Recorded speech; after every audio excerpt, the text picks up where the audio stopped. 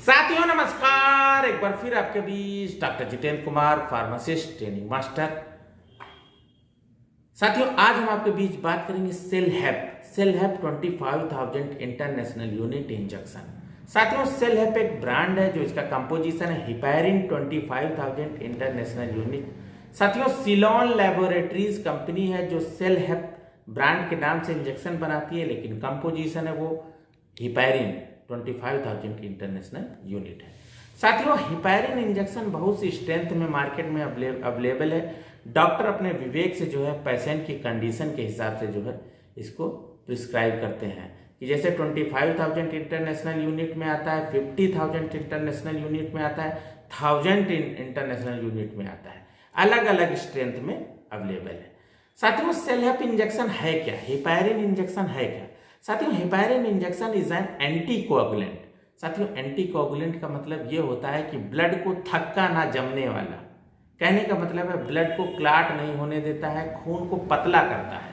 साथियों तो anticoagulant class की ये दवा है heparin and which prevent abnormal clotting of blood.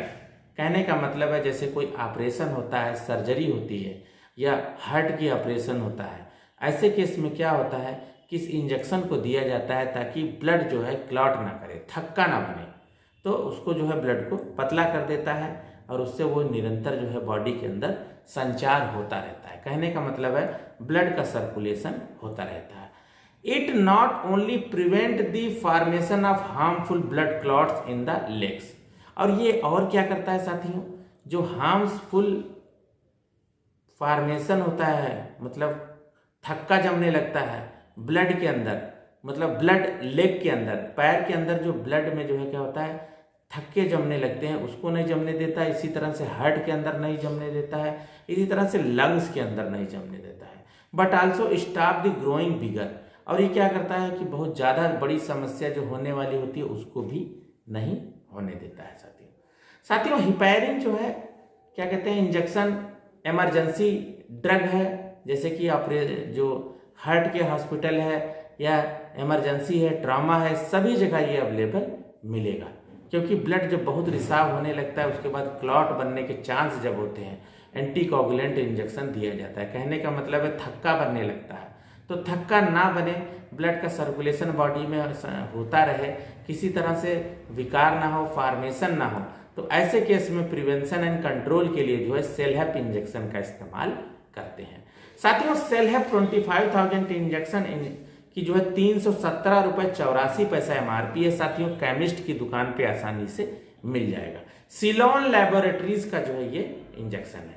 साथियों इसके कंपोजिशन की बात करेंगे तो जो मेन इसका जो है कॉन्स्टिट्यूएंट है, कंपोजिशन है, वो हिपैरिन इसके अंदर मिला है सेल हैप के अंदर 25,000 इंटरनेशनल यूनिट 5 ml में, जो कि साथियों ड्राइव फ्रॉम इंटेस्टाइनल म्यूकोसा। कहने का मतलब है इंटेस्टाइनल म्यूकोसा से जो है इसको तैयार किया जाता है। साथ ही साथ इसमें क्या होता है कि सपोर्टिव में बेंजाइल अल्कोहल 9.45 mg मिला होता है एंड सोडियम क्लोराइड 9 mg मिला होता है and sodium hydroxide quantity sufficient मिला होता है एंड हाइड्रोक्लोरिक एसिड भी इसके अंदर मिला होता है 0.5 mg कह सकते हैं, या क्वांटिटी सफिशिएंट जो है मिला होता है एंड वाटर फॉर इंजेक्शन जो है इसमें मिला होता है।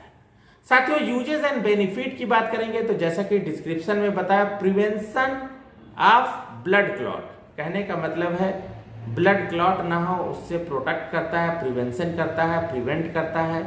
कहने का मतलब है formation of blood clot blocks one और more vein usually in legs, जो है लेग्स में जो है वेन के अंदर जो क्लॉट हो जाता है उसको नहीं होने देता है। And heparin 25,000 injection use to prevent formation of blood clot near surface of your skin में जो होता है उसमें क्लॉट नहीं होने देता है। डीप वेन थ्रोम्बोसिस एक बीमारी होती है, उससे ये जो है बचाता है। साथ ही साथ थ्रोम्बोबोलिज्म इन आर्टियल फाइब्रिलेशन, उसमें जो है इसको इस बीमारी से बचाता है। एंड पल्मोनरी एम्बोलिज्म हो जाता है, उसमें भी इसका जो है इंजेक्शन दिया जाता है। साथ ही साथ क्या होता है कि prevention of clot during surgery, कहने का मतलब कोई सर्जरी होती है उसमें किसी तरह का क्लॉट ना बने, कहने का मतलब ब्लड जो है जमे ना, थक्का ना बने, तो ऐसे केस में क्या होता है कि इस इंजेक्शन को दिया जाता है। साथ ही साथ जब किसी पेशेंट को ब्लड चढ़ाया जाता है तो कभी कभार क्या होता है कि ब्लड ट्रांसफ्यूजन जब किया जाता है तो ऐसे केस में क्या होता है, ब्लड का थक्का बनने लगता है, तो तुरंत उसको रोक के और हिपैरिन इंजेक्शन दिया जाता है ताकि ब्लड का क्लॉट किसी तरह से ना बन सके और ब्लड को जो है पतला भी करता है।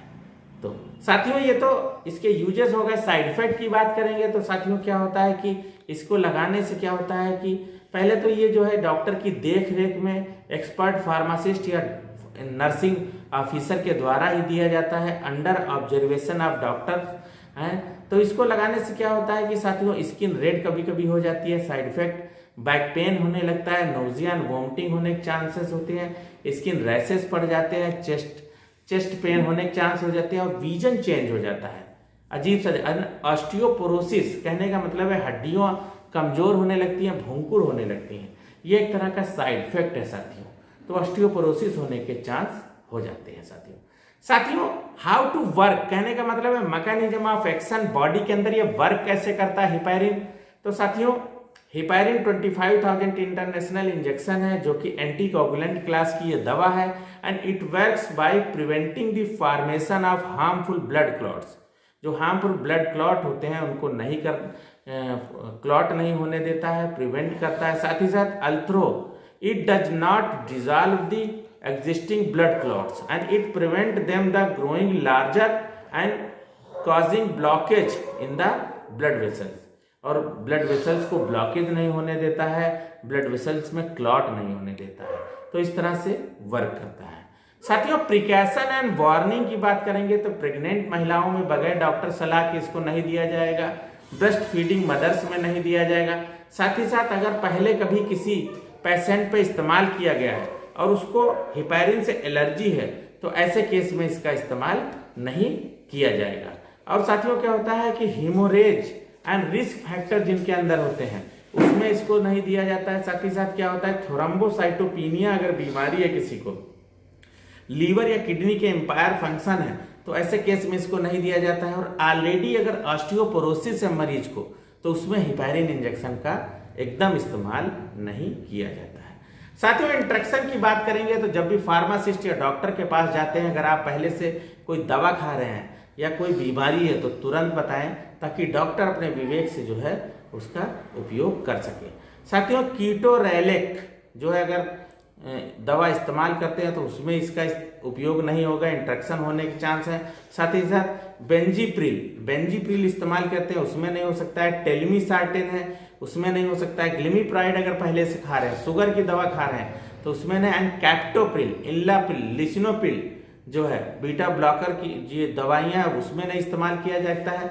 अगर पेप्टिक अल्सर की बीमारी पहले से है तो उसमें जो है हिपैरिन इंजेक्शन का इस्तेमाल नहीं किया जाता है। साथियों dosages and direction for use की बात करेंगे तो हमेशा ये डॉक्टर की सलाह से, डॉक्टर के ऑब्जर्वेशन में इसको लगाया जाता है। डॉक्टर वेज एज और जो है क्या होता है कि बीमारी डिजीज के हिसाब से इसका डोज एडजस्ट करते हैं, तो इसलिए जो है ये डॉक्टर की बगैर सलाह के नहीं दिया जा सकता है। साथियों इसी के साथ विराम देंगे। किसी तरह की क्वेरी है आप हमें जरूर कमेंट करें, साथ ही साथ हमारे चैनल को जरूर सब्सक्राइब करें। साथियों नमस्कार।